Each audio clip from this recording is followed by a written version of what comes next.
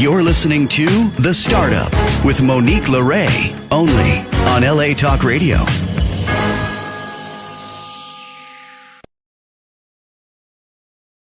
How's it going, Los Angeles? This is The Startup with Monique LeRae. I'm Monique LeRae, back with you for episode 162. I had to check my paper. I cannot believe we're almost to 200 episodes, you guys. This has been I'm just blown away with our tenacity on this show. The little podcast that could, I always call it that. And I was enjoying my conversation behind the scenes with Sam. Welcome to the show, guys. As you can see, I've made it to the new home office. I am so happy to be here. We've got high-speed internet.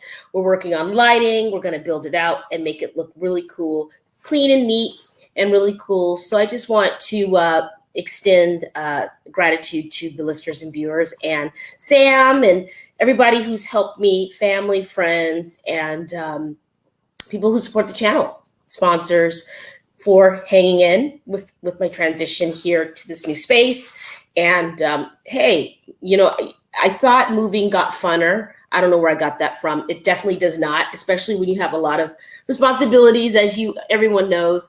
So yeah, so I don't plan to be moving much more in my life.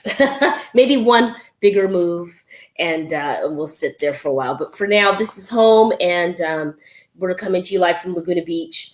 I wanted to start the show off by saying I had a really amazing session at school yesterday. As some of you may know, I'm doing my MBA program at Pepperdine. I'm very honored to be there and be one of the few at Graziadio. I might be saying it wrong, but we'll get it better. It's an Italian word for business school. And, I had a really great session with one of our professors learning about finance and accounting. And I'm just kind of doing this off the cuff. This is one of the books we were supposed to read in class. I hope I'm not breaking any rules by sharing this. But Financial Intelligence. The authors are Karen Berman and Joe McKnight with John Chase. So there's some features there by some other people, but this is a manager's guide to knowing what the numbers really mean. And coming from reality, courtroom, game show, docu-follow, unscripted world, and having limited knowledge about these things, that's what an executive education gives you. But I got a little glimpse on what people see when they look at numbers in the accounting world. And it's really helpful when you're a startup business and you're looking to get a bank loan. You need to apply and you need to go by the rules, play by the game. So knowing what they're looking for, knowing what data they're seeing in your numbers and your income is very important, because it puts you in a position where you can control the narrative and get approved, right? I mean, of course you want it to be on the up and up, but thank you for the tools, guys. But I'm going to give you guys the tools I'm getting, as long as I'm not breaking any rules. And I don't think I am by sharing this book. I can't give you all the insights in the class, of course, but shout out to my cohort 137 and all the professors and everybody that, makes it possible for me to be there. Thank you so much for everything. All right. So what else? We have a big show today. I'm hoping, the weather is so beautiful outside. I feel like maybe people, it is a Sunday show, right? I always push my work week a day earlier so I can get in the zone. I don't know. I guess maybe it got stuck in my head somewhere when I was younger that Sunday is the first day of the week, the first work week. But then you've got other things in your world that say Sunday is the day to rest, right? So a lot of people are on that as well, and I have to respect that. But pardon the glare. Like I said, this is our whole new home office space, and we're going to make it cozy, put the logos up, get the lighting together. But we just got our beautiful Wi-Fi here, and all the stuff is coming in boxes this week. So, I wanted to make sure this was the spot and get it kind of stabilized. And thank you guys for bearing with me in that transitional time moving here. I will say that the market here in Laguna is quite competitive, even if you're just renting. So I'm really grateful for the place that I found. I'm very happy. I'm very close to the water. I've got more space, I know how blessed I am to be here. So I'm grateful. And I want to, while we're doing that, let's just be grateful for our sponsors. Thank you so much to Michael Solberg Family Wines, Leah Solberg, continuing her success in wine. Happy harvest, Leah, and everybody at Michael Solberg Family Wines. If you want to do a custom label, or if you're looking to do something special for this holiday season, or maybe for a holiday party, doing a custom label could kind of be nice, on wine. I think it's a beautiful, classy gift. Not everybody drinks. You can definitely, offer a sparkling option that's alcohol free, but for the drinkers, Michael Solberg Family Wines is, over 2.5, almost 3, I think it's over 3 decades now, going into the 3rd generation of just great wine that pairs well with anything. So cheers to Leah Solberg, Michael Solberg Family Wines. I have just a little splash left.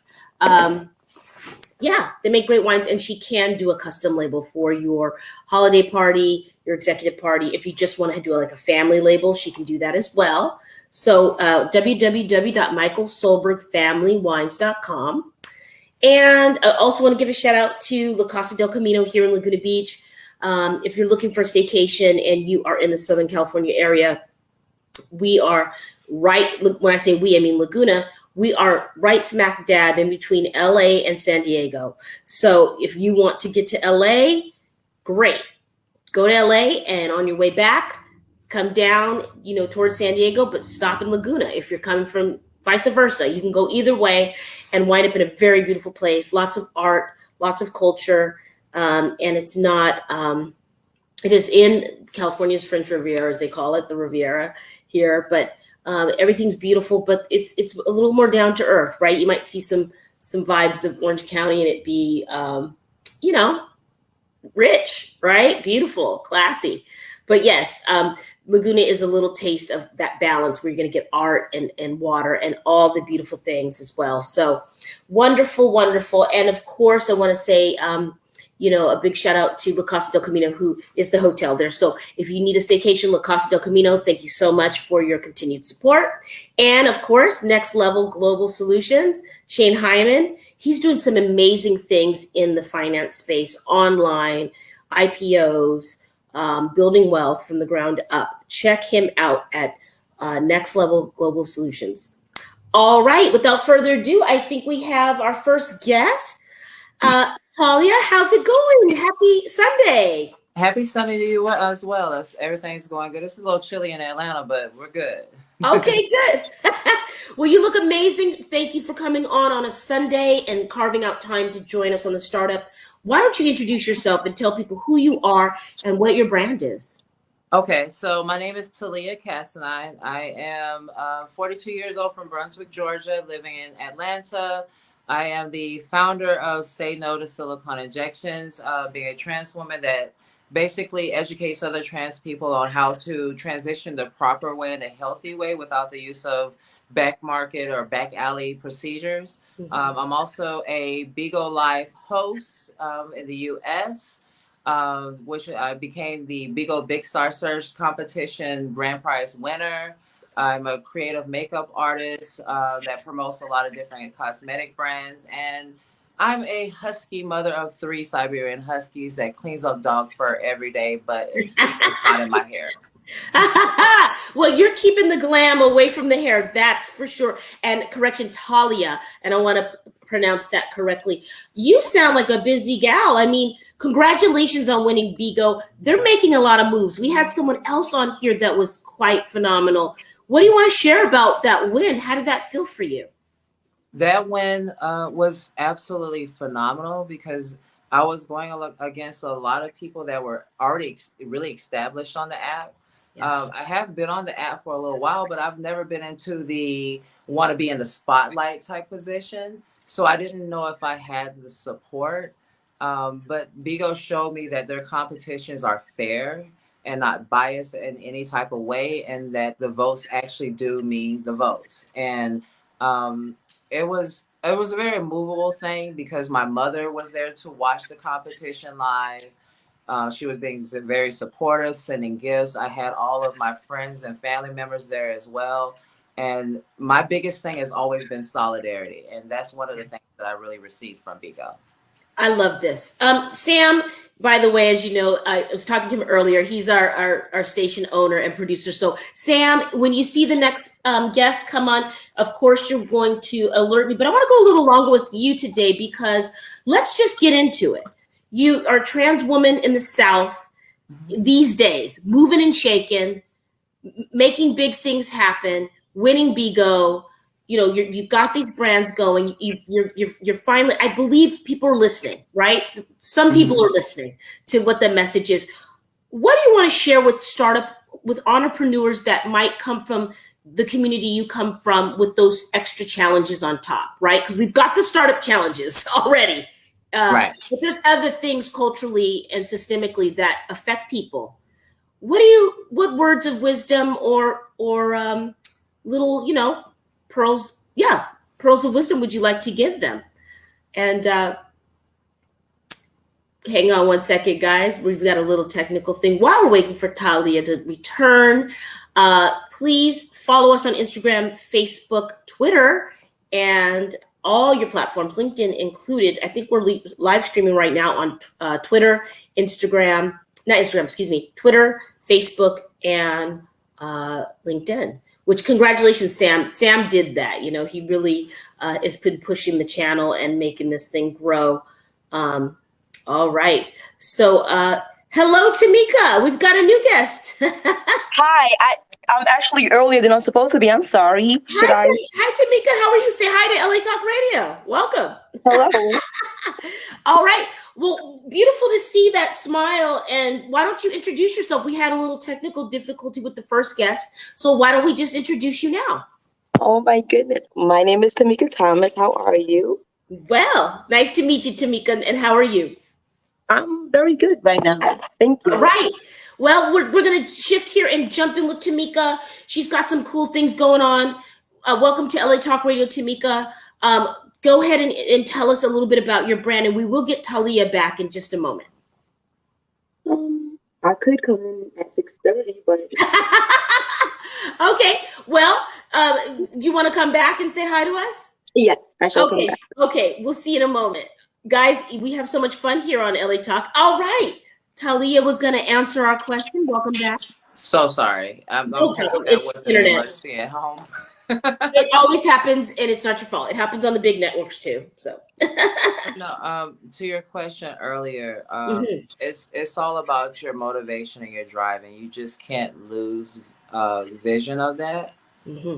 Adversities is something that happens, but one thing I learned in advocacy, which also applies to starting your own business, being an entrepreneur, is that you have to learn to be comfortable being uncomfortable. And being comfortable in those uncomfortable positions allows you to understand that it's not going to be easy. Me being a trans woman walking outside of my front door is uncomfortable, especially being in the Bible Belt South. It's definitely uncomfortable. But at the same time, it's that when you start to become comfortable in that uncomfortable position, you start to walk around like you're with confidence. And people respect that because they have no choice but to, because they know that they can't do anything to stop you.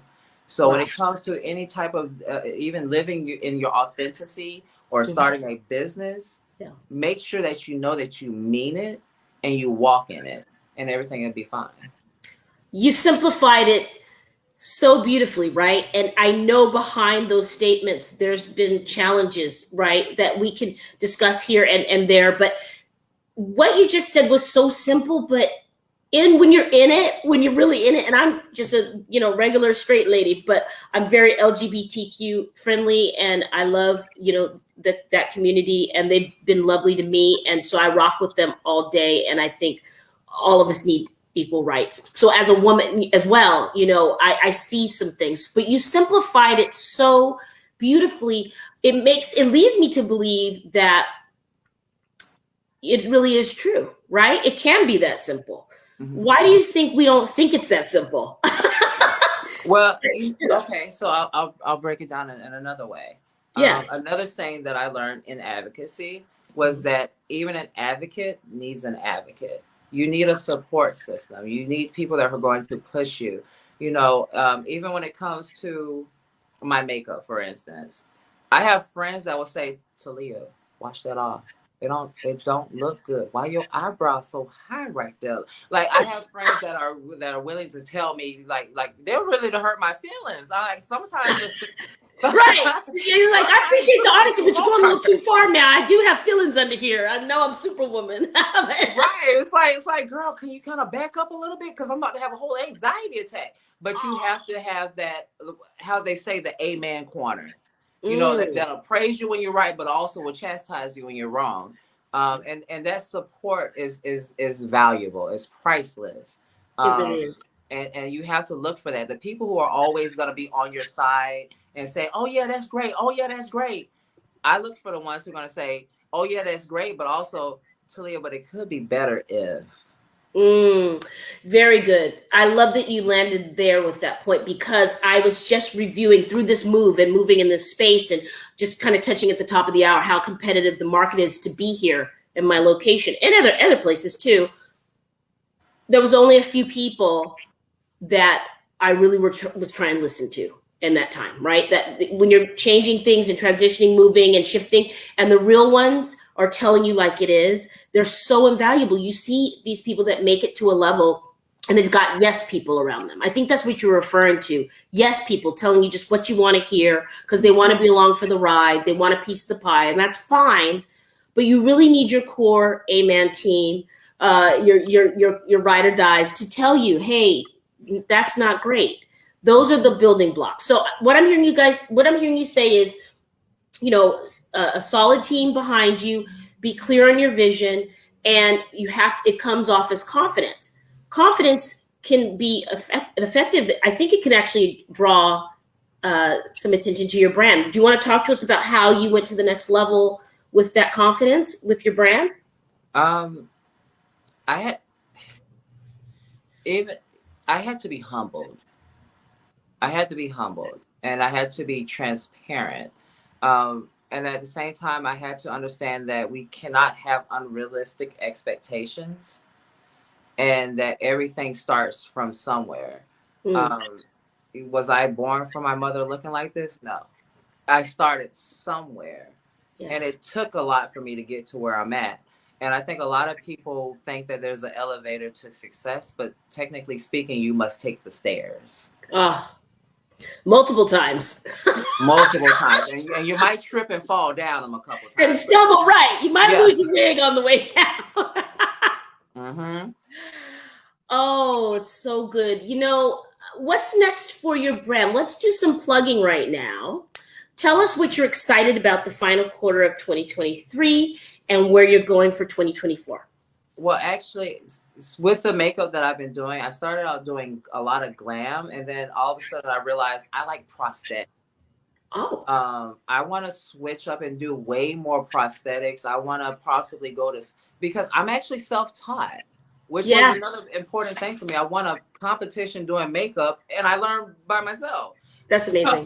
That's amazing. I want to go to school and possibly learn how to do really real costume stuff, movie type things, and do it the right way. I've already transformed my body into the female gremlin, a whole Versace photo. But I think it's so much more. And I think one of the things that stops us in life is not unlocking your potential. Yeah. And I know there's more for me. I just want to see where it's going without having those unrealistic expectations. Right. And just roll with the punches. Smart, very emotionally intelligent to say that, Talia, about having those expectations, and also the expectations of people around us, right? As entrepreneurs, I had to realize, Monique, not all your friends move the way you do. Not everybody's going to be thinking the way that you do. You have to, check those expectations. I really love that you said that. And when you talk about the prosthetics, it gets me excited because shout out to Jackie Pittman. She did Face Off. I don't know if you know Face Off. I have watched the Face Off. Yes. Mm-hmm. So there's some talent there. I can see you doing it. I'm excited. It's going to be Halloween. Can we do a spoiler alert? What are you going to be for Halloween? Are you using prosthetics this year? I actually bought a lot of prosthetics. I'm gonna be turning myself into a sphinx. Oh, the So I will purge. be doing that. I'm actually gonna be doing an Egyptian queen. I'm doing Cleopatra tomorrow, so I'm gonna do a whole reel where I'm just dressed up as the glamorous Cleopatra, and then something crazy happens during the reel, and then I'm just dead because I mean Oh, Cleopatra's not alive, so we're gonna keep it realistic, right? So right. we're gonna be doing the mummified Cleopatra with the gore, the turquoise jewelry, the mummy wrapping. I have my little staff right here. I just got it in the mail already. I have her That hand looks piece. so So authentic. Yes. To because the the thing is, even the question you asked earlier about being an entrepreneur, mm, doing makeup and doing PR, there's a lot of glam girls out there and guys. yeah. But who's doing something different than everyone else? You have to mix it up and bring your personality and your creativity to the forefront and not just your skill. So I try to do everything that people don't imagine me doing. Even if I have to, I'll more than likely lip sync a song while I'm even doing the makeup. Just because I You have to. can. Yeah. And you should. Yeah. And don't put me in the box yet. I'm not dead yet. You don't get to put me in the box.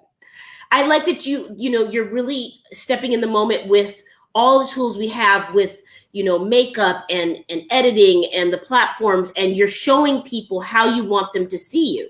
Smart move. Didn't Missy Elliott do that when they told her she didn't fit the way that the industry wanted her to look? And she said, okay, well, I'm just going to go all the way in.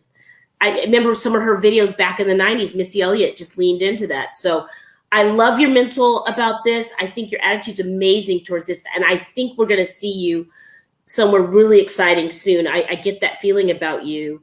Come back. I want you to come back and check in sometime. Will you come back? Of course. I love this. I love this. I enjoy myself with this. Yeah. I love it. So let's plug your handles and where people can support you and look for your content coming soon with this Cleopatra thing. Okay, so you can always find me on the Bigo Live app. Just download Bigo Live from the App Store and just do a search for Talia C. That is my Bigo ID, TALIYAHC. That's where I do all of my live videos, so you can catch those. Now, I won't tell you a certain time that I'm going to do it because makeup takes a long time. I'm sleepy. I'm tired. I got to work a full-time job. I got dogs. Just make sure you follow me. You'll see the invites.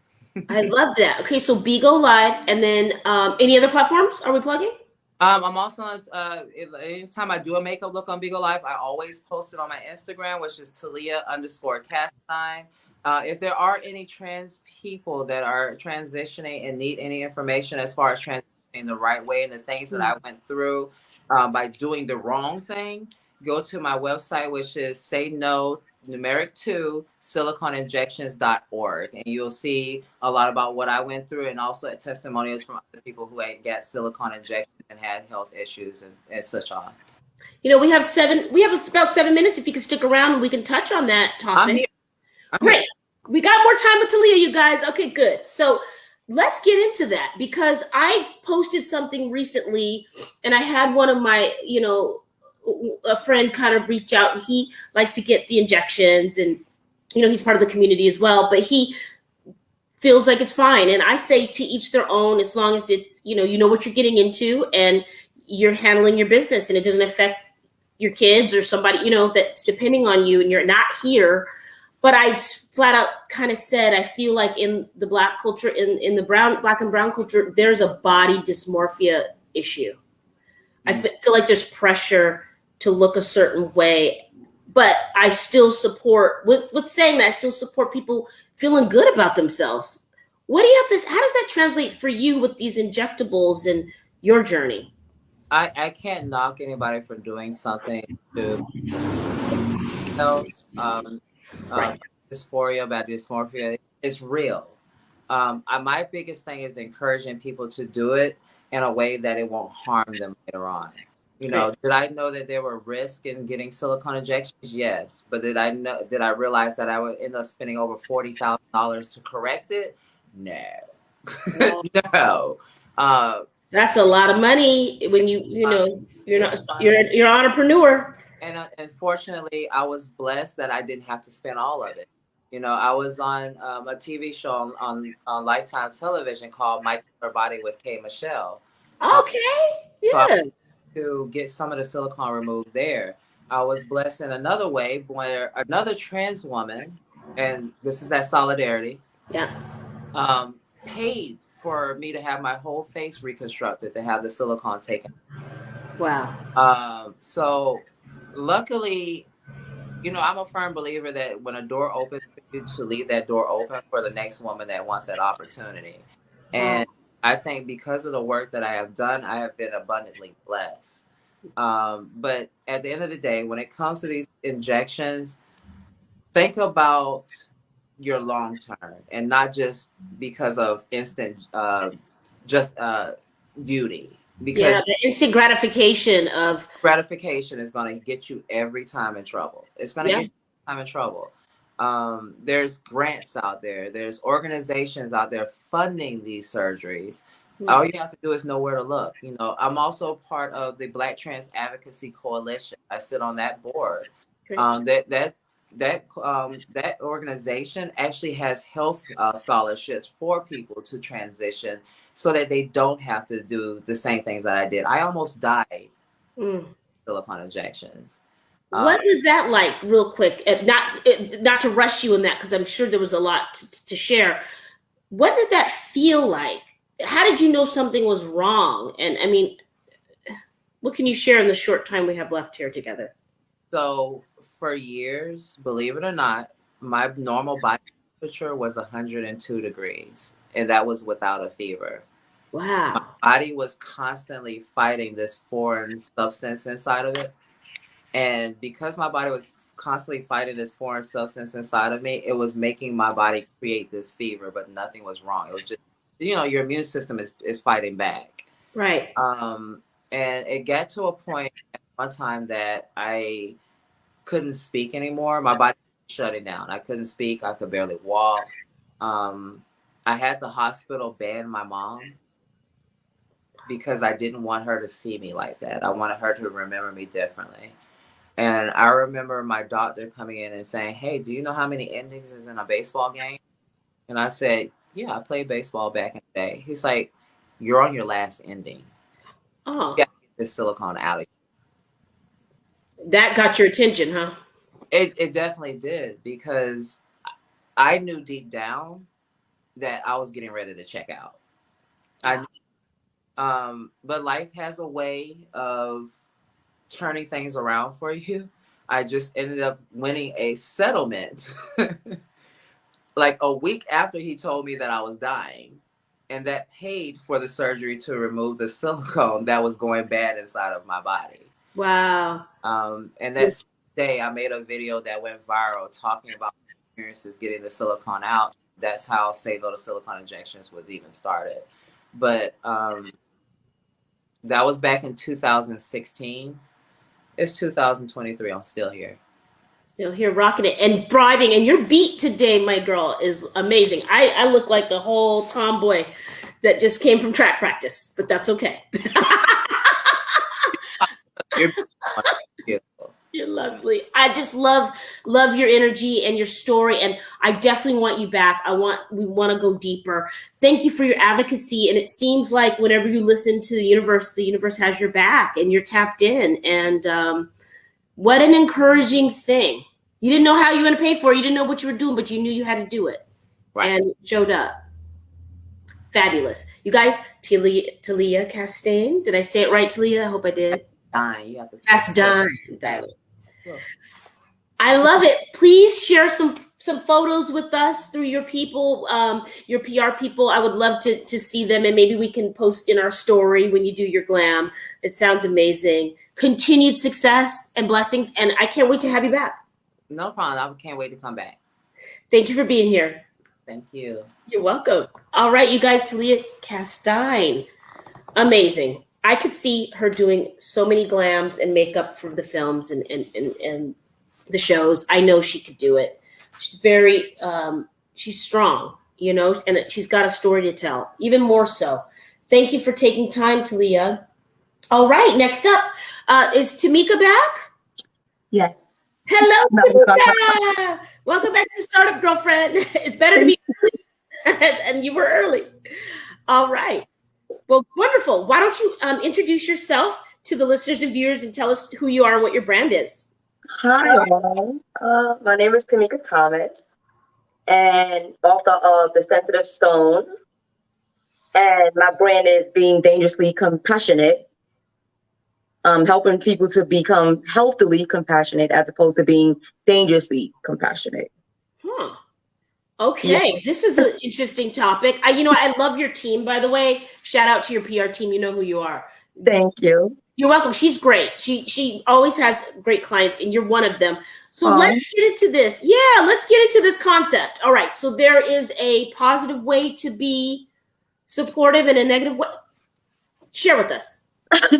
I don't even know how I came up with it, to be honest. I was always, I guess, dangerously compassionate, always going above and beyond my mental capacity, emotional, spiritual, physical, financial capacity for everyone, right? So I didn't take the time to cultivate who I am as a person. So what happened was I ended up losing myself in the process. And so many people do that.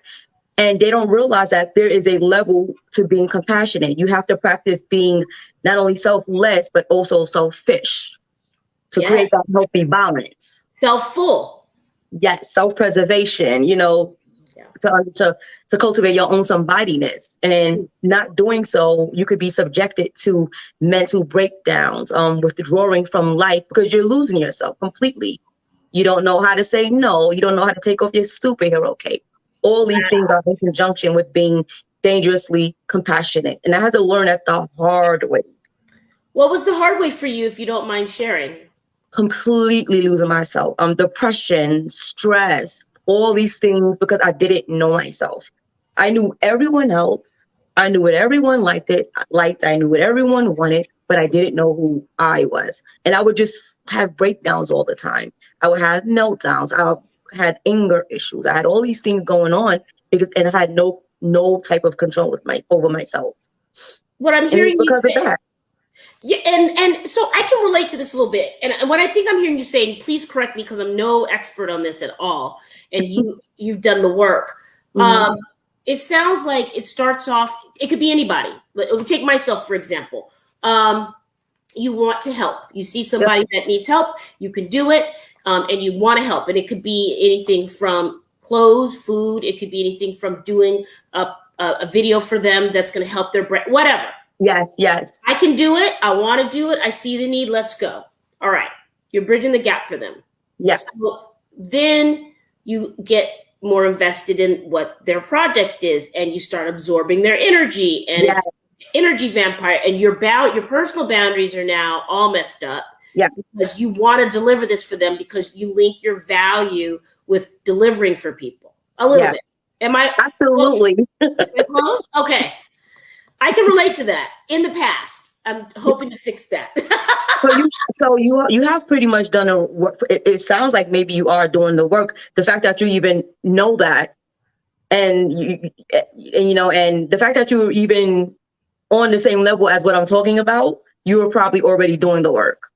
Okay, that's good to know. I don't know. The fact that you're even acknowledging it, you know what I mean? And that's something you can take with you. Acknowledgement is super huge because a lot of people don't acknowledge it. They'll say, no, but it's okay to be compassionate. They have no idea that there's a danger zone. There are stop signs. There's red flags to being dangerously compassionate. Usually the signs are if you want to say no and you feel kind of weird about saying no, that in itself is a sign that you're dangerously compassionate. Not being able to say no. Wow. I don't mean just like, no, I'm not doing it. I mean, just being able to decline an offer to someone. Feel good about it and not feel away like I didn't step up or like it's okay to say, it's okay to say I can't. It doesn't matter who it is. I don't care if it's your children, your parents, your siblings, your friends, a boss, anyone. It's okay to say that I can't. Wow. And also I don't want to, or I'm not interested. Yes. Or no, thank you. Right. Because we do want to, as entrepreneurs and people who, who want to get things done and help people. It's like, let me find a way. It's interesting the timing. Right. But you know what? what did Oprah say? I might be misquoting her. And some other people have also re-quoted this, but if it's not a yes, it's a no. Yeah. So if you're feeling something in your stomach, your chest, you're having anxiety, you're sweating, it's not a yes, then it's a no. And I love that this timing on this conversation is kind of insane. It usually is, right? Divine. It's usually divine. Yeah. So I'm in my MBA program. I kind of was sharing that at the top of the hour, and anybody that follows my podcast knows that. But the first module, without giving away too much, the professor said, pay attention to what you're paying attention to. Yeah. So pay attention to why you're always overextending yourself and helping, right? I mean, I'll let you shut up and let you share. So there's a root to that, right? So I don't know about you, but I know I and many people, and I'm probably you, right? When you were younger, you always heard sharing is caring, right? Oh, yeah. What if I didn't want to share? Did it mean I didn't care? But when you were a child, you were told sharing is caring, right? Right. You were told it's better to give than to receive. Is it really though? Because there's another piece that's missing, right? It's better to give than ever to receive. No, sometimes you can give and feel comfortable receiving, but you weren't told that. That's the disconnect. That's the disconnect. So when we got older, we kept doing, sharing is caring, sharing is caring. Oh, if you want to, we also have at least syndrome. And what that means is, okay, I might be able to get a higher position in my job, but this person over there, that person really deserved it too. So I'm going to just let them get it because at least I have this position. At least I can pay this bill. At least I can buy this food. So let me just give the clothes off my back because at least I have this. We have to get out of at least mode. Wow. Yes. I mean, this links up to so many things, right? Because let's just link it right now since we're talking about business. Let's link it to the business mindset, right? Like in the beginning, I had to have a reckoning with myself and be really brutally honest to myself. And I'm brutally honest to myself always. So like by the time you get to me, I've already had that conversation with myself. You can't hurt me. I already know what it's going to be, Yeah. And that's my business armor. That's kind of the way I operate. Just be brutally honest about the situation and figure it out. But I think somewhere along the line, you have to tell yourself the truth about money, about receiving, and you hit it on the head. All those messages as young children, when we were hearing that of care, and then they say on the plane, you put your mask on first, then you can help others.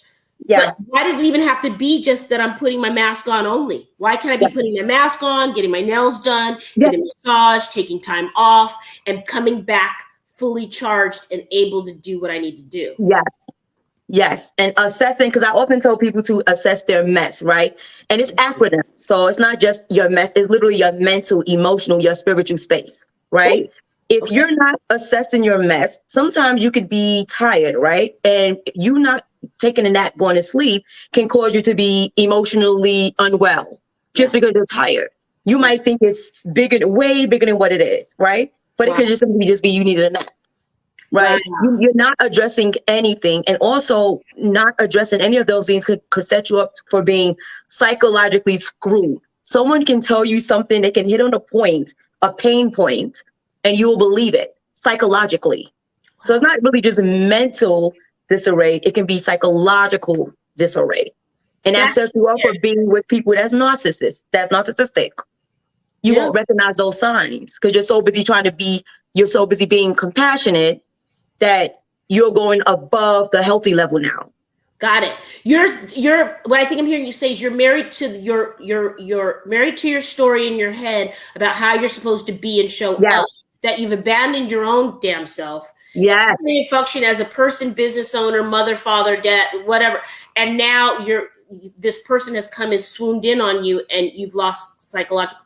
This could be anybody. Anybody. It doesn't matter who it is. Wow. What do we do to fix it, Tamika? What do we do to fix it again? It's practicing being selfless. I mean, and it's not easy to do that, right? So first of all, you're going to start doing little things. I always tell people, number one, start dating yourself. Oh. Because this isn't just about a date. So when I'm saying dating yourself, I'm not saying start dating yourself so that when you get involved with like a guy, or if it's a man, a girl, whatever the case may be, you can feel good about yourself. I mean, dating yourself completely. For instance, let's say I may have a friend, I may be close with that friend, and my friend decides that she doesn't want to be bothered with me no more, or he doesn't want to be bothered with me anymore. How does that make you feel, right? It makes you feel like you're a loser, right? Or someone's birthday come along and it feels good getting them a gift, right? Yeah. But will it feel that good if you got yourself that same gift for your birthday? Right. Like, how do you feel? It feels weird. Some people, it feels weird. But what if you said, wow, I would like this for my birthday, or I would like to go to dinner. Like this year, I turned 47. Woo! I literally took myself to a nice little restaurant, had my little wine, and I took myself out on a date. And yes, I wish I had some right now. So I'm gonna pretend to have some right now, okay? Yes. Because it's always 1:00, right? It is. It felt good. I mean, I got dressed up. I got all the way cute. I know you And did. it felt good. Yeah. So I have a habit of doing that. I used to take myself to museums, anything that I would take anyone else to, anything that I would do something for. I did it for myself so that it can feel good to me. Also, get into the habit of being okay receiving something. Sometimes someone can give it something to you, and us being dangerously compassionate people, no, it's okay. We feel weird. Get into the habit of saying, yes, thank you. Don't fall into the trap of like, oh, that's just not my love language. No, you need to learn how to receive, because if you're asking for money and commerce and trust in business, you have to be comfortable with receiving and giving. Yes. And exactly. And that's what I said. We have to start changing it's better to give than receive. No, it's just as good to receive. It's just as good. And like I said, sharing is not always caring. Stop telling yourself sharing. Sometimes we're sharing because we feel guilty about something. Wow. Or we're just sharing so that we don't look bad. We're just sharing so we don't look selfish. But you know what? Yes, I'm selfish, and I feel good being selfish. Thank you very much. Self-full. And I like that you date yourself. I do that too. I bought myself some flowers. I got my candles. I treat myself very well. Tamika, come back on the show when I have more time. Give us your handle. Where can people find you? And if you're doing consultations, where can they find you? I'm actually just starting to do that. So I'll have to get in contact with you. But I did start a brand. I did get certified as a life coach. So I want to start Dangerously Compassionate Anonymous. Great. So I'm starting to put that out there, but I will definitely try to reach back out with you, or you do the same, and I'll give you that information. You always have a seat at the startup table. Congratulations on this. Thank you for the change you want to see in the world. I love it. Continue success. You so much. All right. That's Tamika. All right, Tamika. See you soon. All right. And now we have, is Brendan here? Brendan. I'm here. How's it going? How are you? Great. Welcome to the startup. How are you? I'm doing very well. I'm happy to be here. Thanks for having me.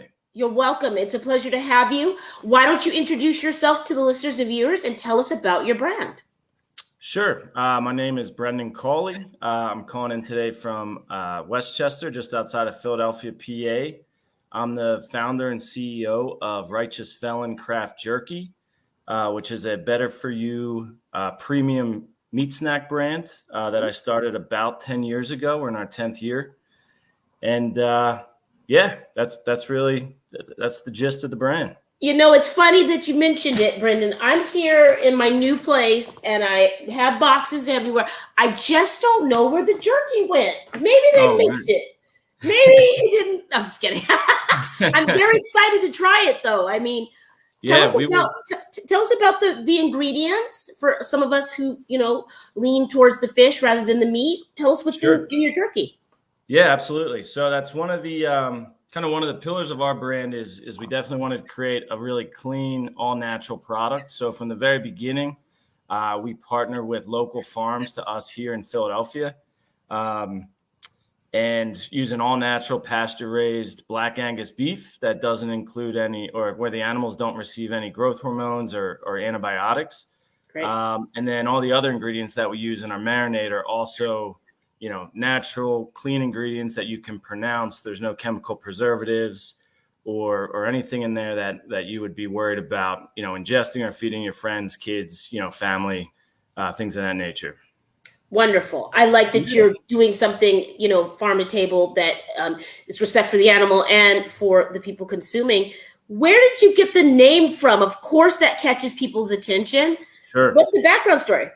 Yeah, so it's kind of funny. So I started making beef jerky when I was about 10 or 11 years old. I had an uncle that worked in a steel mill out in Pittsburgh. And he kind of had this little jerky hustle going on at the steel factory where he would make jerky in his basement and sell it to his coworkers.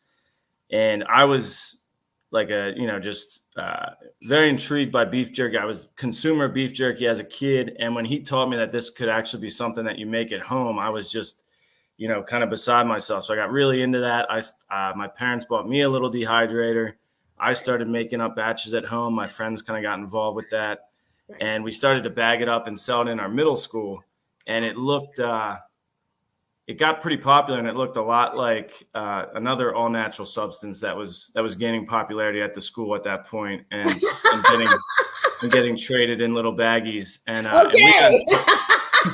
we got in trouble. A teacher called us and thought that we were selling weed, and we obviously were able to clear ourselves of those charges. It was, very easy to prove. It was just beef jerky. But that misunderstanding to us kind of remained this inside joke that stuck with us through the years. And anytime we were making jerky for like a snowboarding trip or, going to any sort of road trip, we would always joke amongst ourselves, my friends and I, about, this illicit substance, this underground, jerky trafficking world. Right. And fast forward like 15 years or so, we were, out of college at that point, had been working for a few years, and kind of saw what was happening with craft beer and also the natural and organic food scene, and kind of thought, hey, maybe this is an opportunity to kind of reinvent beef jerky a little bit, because up until that point, it had really been kind of seen as like a junk food or like a truck stop type snack. Right. And yeah. So we had that, we dusted off the old dehydrator, started making jerky again. And then when we thought about branding and how to create something that's interesting, it only made sense to kind of stick with that sort of jerky cartel, underground trafficking type brand that we had already been unknowingly working on for years amongst ourselves.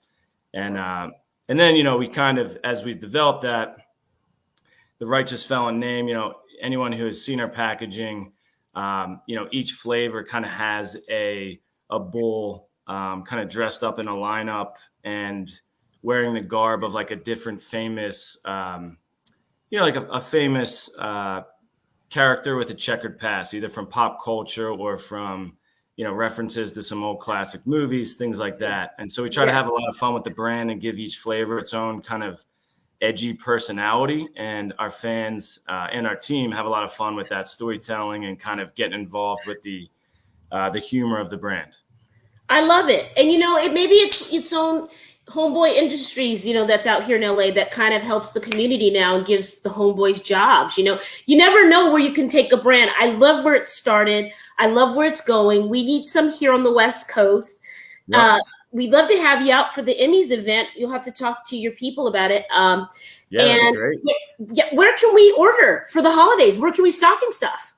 Yeah, it's a great question. So our brand is really highly gifted around the holidays. Our website, righteousfelon.com, is a great place to grab some gift bundles. It's also available on Amazon. It's one of the top rated products on Amazon. And we have all our gift bundles up there for the holidays. And then for folks living on the West Coast, we have plenty of retailers out there. I think Sprouts is rolling out within the next week or so. A lot of the hotels there in LA carry it in their mini bars. And then there's also some natural and independent grocers in the area that most likely, if you're looking for it, you should be able to find it out there. Wonderful, Brendan. I'm so excited. Congratulations on your distribution and continued growth. Let's talk offline through your people. I have a couple opportunities that I think would be great for this. Awesome. Thank you so much for having me. This has been great. And I really appreciate the opportunity to share our story. You're welcome. Continued All right. success. Thank All right. you. All right, everybody. What will you start up today? I will see you next week. The studio will be even better. And, keep going, keep keeping on. Found Bank, guys. Found Bank. If you need a bank for your startup, Found Bank is the one. Get into it. What will you start up today? I will see you next week. Be well, be safe, and have a good Sunday. Bye. You're listening to The Startup with Monique LeRae, only on LA Talk Radio.